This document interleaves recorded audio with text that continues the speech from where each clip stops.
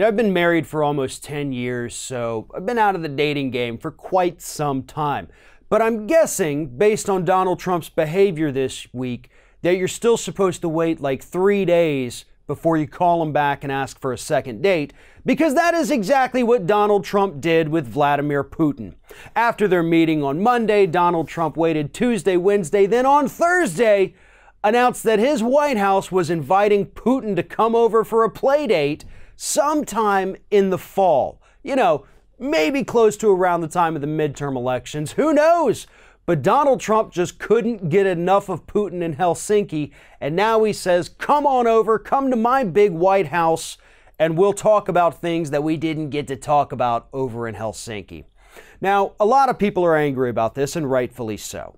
We're at a point in this country where we do know, we have plenty of intelligence that tells us this, that Vladimir Putin was directing his intelligence officers to meddle with the 2016 election.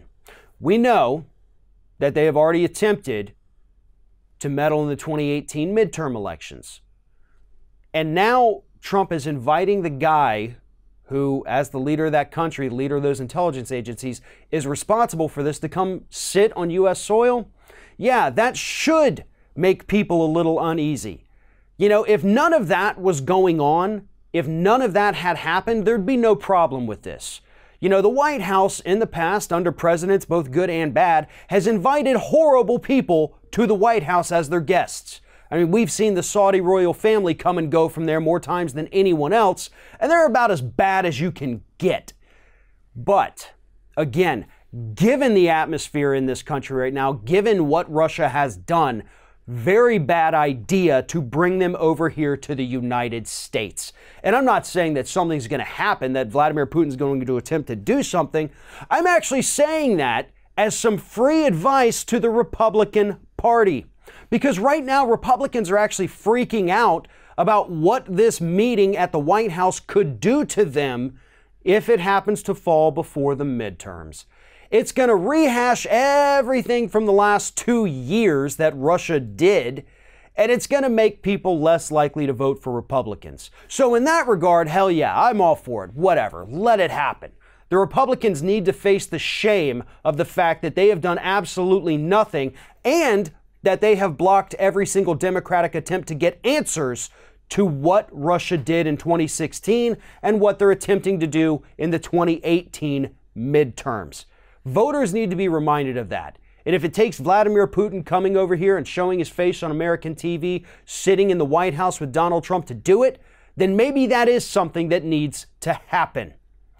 But either way, Trump seems oblivious to the fact that the American public is not happy about this, that his Republican Party is not happy about this, but he also understands who his handler is at this point. And that handler is not any one of his advisors. It sure as hell isn't John Kelly as chief of staff. That handler is Putin himself. And that is why he's inviting him over here. It's almost to spite the American people. He says, here's what his exact quote here.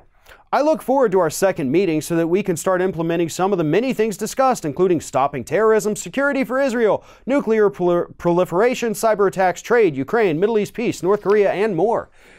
Here's the thing about Ukraine, though, that he just mentioned. Bloomberg reported yesterday that during their private meeting in Helsinki, one of the things that has leaked from that is that Vladimir Putin wants to hold a referendum vote in the Ukraine so that people in the Ukraine can vote whether or not, or Crimea, I should say, can vote on whether or not they want to go back to the Ukraine or stay with Russia.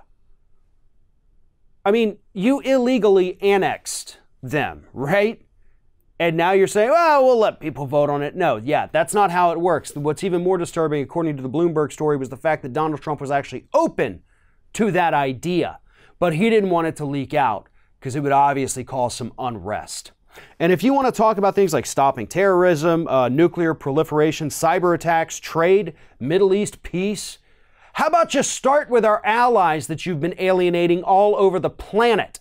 You can't even go and talk friendly to the people who are our friends as a country, yet you want to meet with the guy who got into our 2016 elections, meddled there, promoted you, attacked your opponent, and could very well be doing the same thing in 2018. Something about this stinks. And I think anyone who's thinking rationally about this issue understands that. Yeah, the issues that they want to bring up are things that need to be addressed. But I think a good place to start with those would actually be with our allies and not with an adversarial leader who continuously meddles in U.S. elections.